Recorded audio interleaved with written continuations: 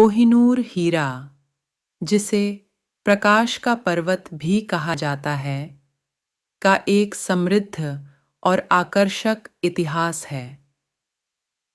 इस ऐतिहासिक रत्न के बारे में कुछ मुख्य बातें इस प्रकार हैं। उत्पत्ति और प्रारंभिक इतिहास।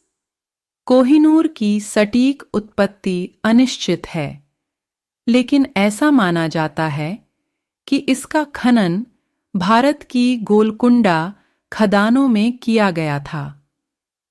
हीरे का प्रारंभिक उल्लेख 14वीं शताब्दी का है। पौराणिक स्वामित्व।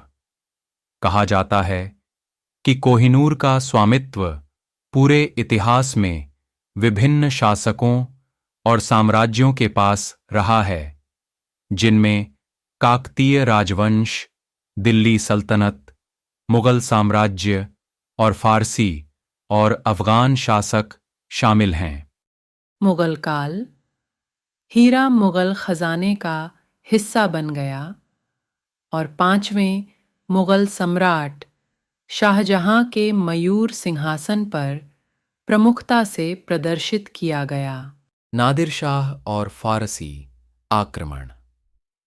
1729 में फारसी शासक नादिर शाह ने भारत पर आक्रमण किया और अन्य खजानों के साथ साथ कोहिनूर पर भी कब्जा कर लिया। फिर हीरे ने फारस का रास्ता ढूंढ लिया। भारत वापसी। कोहिनूर 1813 में भारत लौट आया, जब अफगानिस्तान के अपदस्थ शासक शाह शुजा ने इसे सिख साम्राज्य के महाराजा रणजीत सिंह को उपहार में दे दिया। ब्रिटिश अधिग्रहण।